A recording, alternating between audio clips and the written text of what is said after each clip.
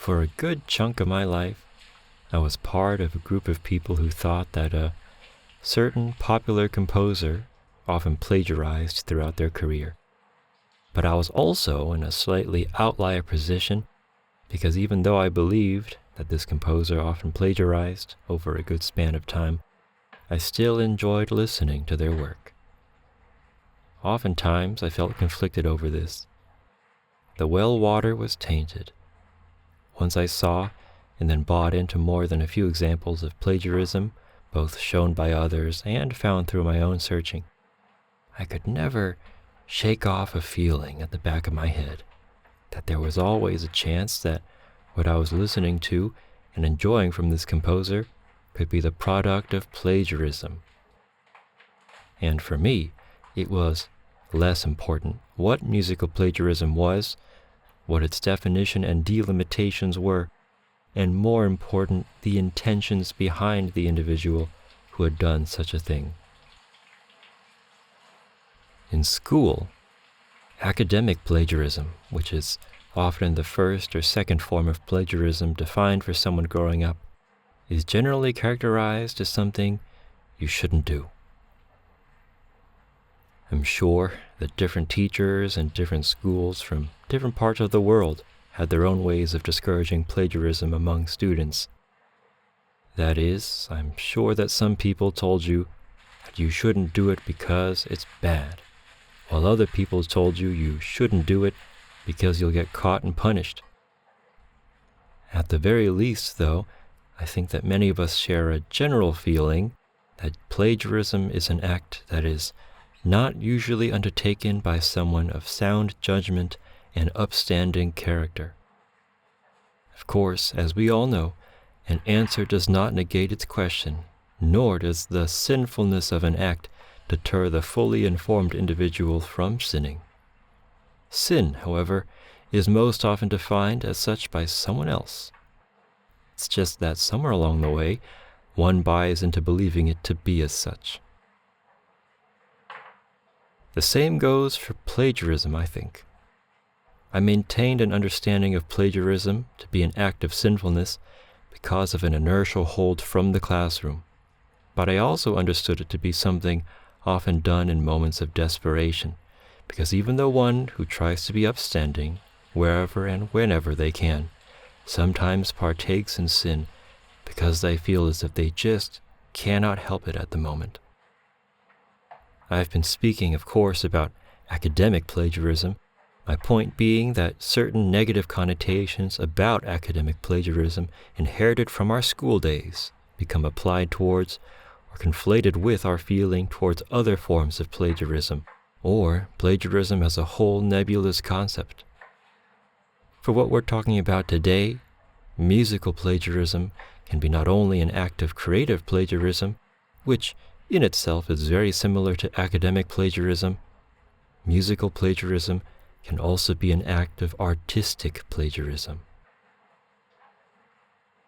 To me, artistic plagiarism has a terribleness that far outranks that of academic plagiarism, but I will not elaborate on that.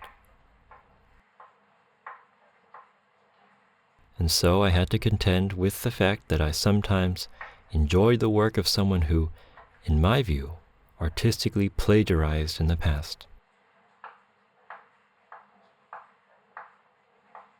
I had to contend with the possibility I was feeling certain feelings from music that may have been written by someone who didn't really connect to the thing that they were putting out. This possibility was disgusting to me. Or, better, more honestly said, I was disgusted by myself that I could be such a person who was so undiscerning of things, so uncaring of certain things, to the point where I let it happen. It was almost like the feeling you get when you eat something you know you shouldn't be eating, guilty pleasure. I carried this conflict within me for a good long while, listening to this composer's music while also feeling disgusted whenever I came across some of their songs, some of their tracks, which reminded me of the poisoned well from which I was drinking from.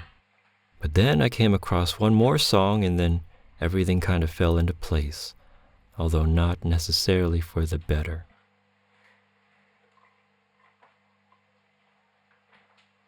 Every case of plagiarism towards his composer that I had seen beforehand always concerned songs from musicians of a different nationality than that of the composer. Some of these musicians were superstars, while others were far less well known. They spanned several genres, across several periods of peak activity and musical output. Never, and I guess I'll have to de-anonymize the composer now, never any Japanese musicians until, again, that one song.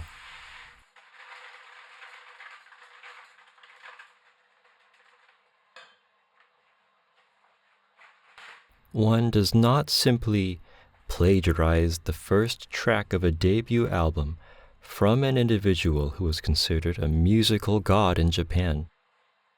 One does not simply plagiarize the song Thousand Knives from the album Thousand Knives without expecting some not insignificant amount of backlash in return. That is, a Japanese composer does not do so without a sort of faith that Japanese listeners would be able to recognize that you're imitating the sound of Thousand Knives with full knowledge that many Japanese listeners would be in on it immediately. It's like a not-so-subtle inside joke. Imitating the sound of Thousand Knives cannot be, in my view, an act of plagiarism done without much thought.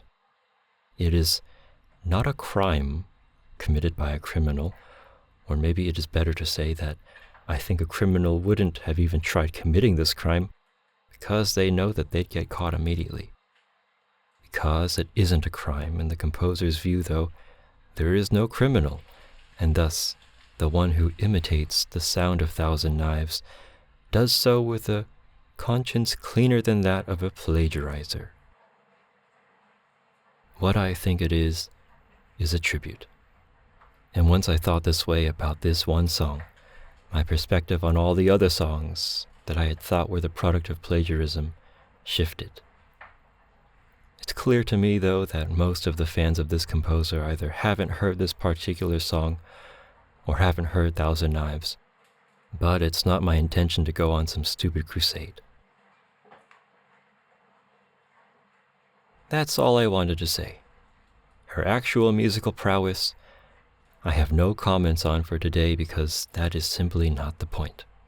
What matters to me is her intent, and I am happy to say that after nearly 20 years of listening to her work, I can enter a new stage of listening in which my ears are burdened just a bit less than before.